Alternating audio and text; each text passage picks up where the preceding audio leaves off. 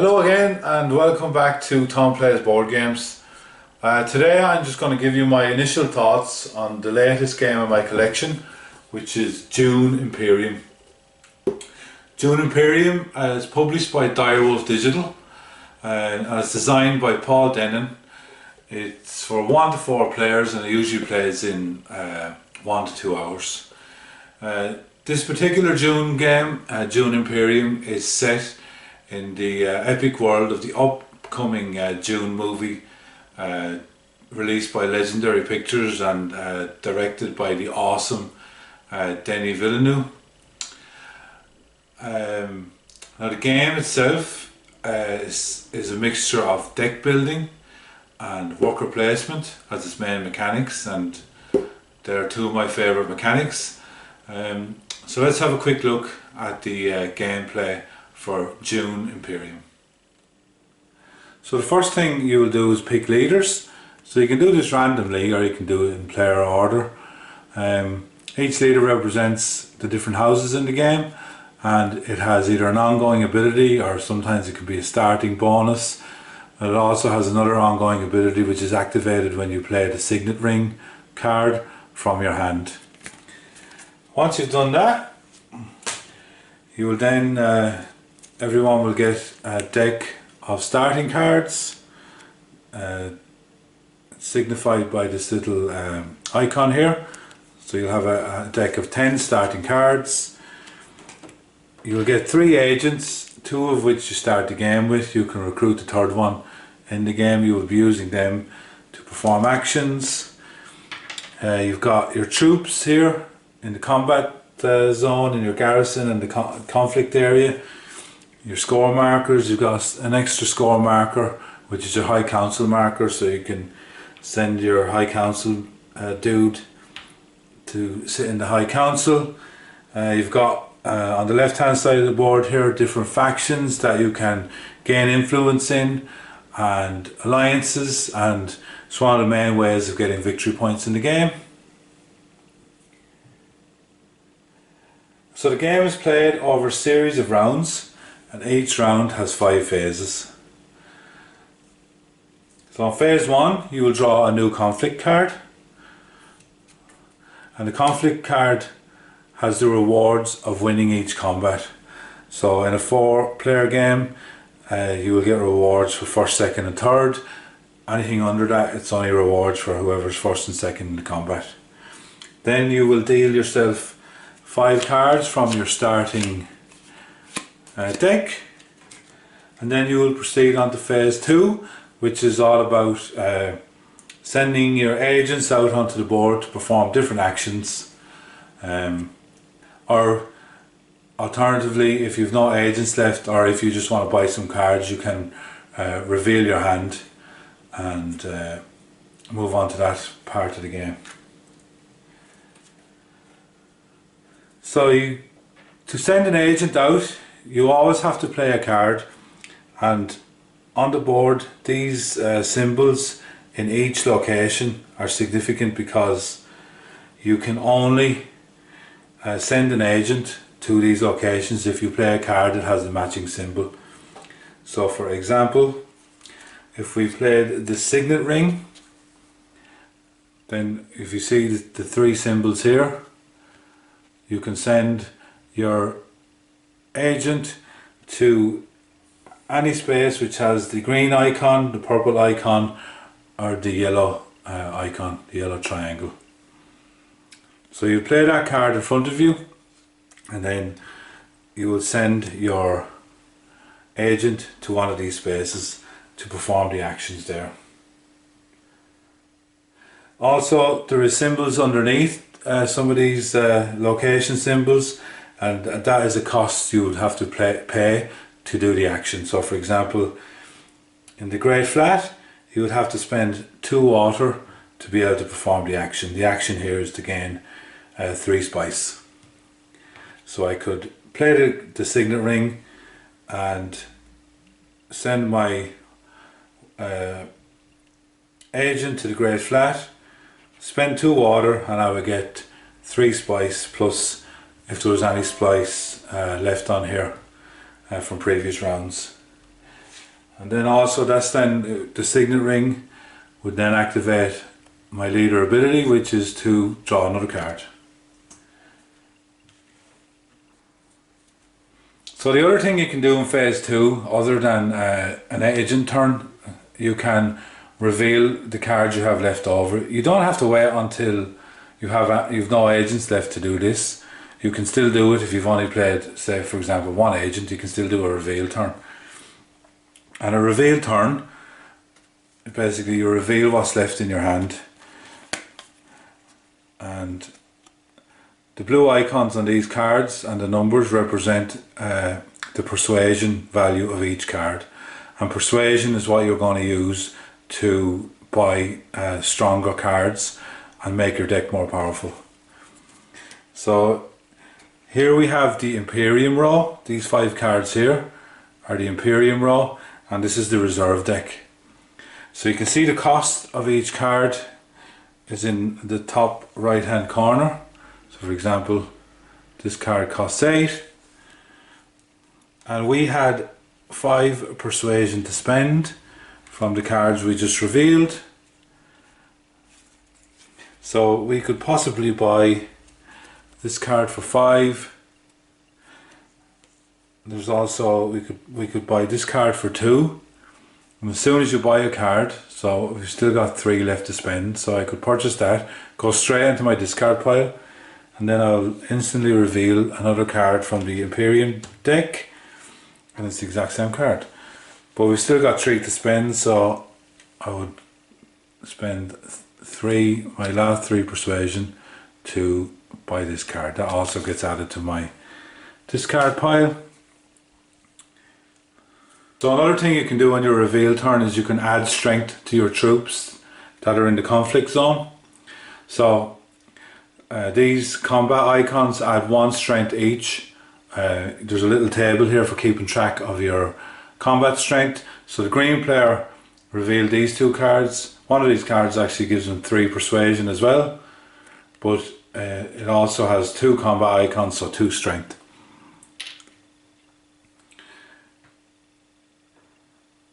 On your reveal turn, once you've revealed all your cards, you then also tally up the strength of your troops in the conflict zone. And each troop is worth 2 strength. So the green player here has 2 troops, so that's another 4 it will add to its 2 strength. So the green player has a total of 6 strength. Now adding, this is your garrison. So adding troops to your garrison and then adding troops into the conflict zone, there's various different action spaces that you can do that. Any action space that has a conflict icon allows you to move up to 2 of your troops from your garrison into the conflict zone. There's other spaces that allow you to add troops to your garrison and then even straight into the conflict zone. So let's quickly go over combat. So let's say for example the red and yellow players didn't reveal any strength icons in the reveal turn. So the red player has 4 strength for 2 troops and the yellow player has 2 strength. So combat is resolved in phase 3, and everyone has an opportunity to play intrigue combat cards. So they're intrigue cards, and you've got combat cards. Obviously it says combat on the bottom. So this card, for example, allows you to spend 2 spice to add 5 strength to your troops. So let's say for example the red player had this card, they played it, paid 2 spice, and then they get to add 5 strength, so that brings them to 9. And then each player gets the opportunity each player in the conflict gets an opportunity to play an intrigue combat card. As soon as everyone's finished, then you simply resolve the combat by just looking at who has the most strength on this table. So the red player obviously has more strength, so he will get the first place reward, which is 6 Solari. The second place player is green. Green gets 4 Solari, and in a 3-player game you don't get the third place. It's only in a 4-player game you get the third place reward. And that's how simple combat is in this game.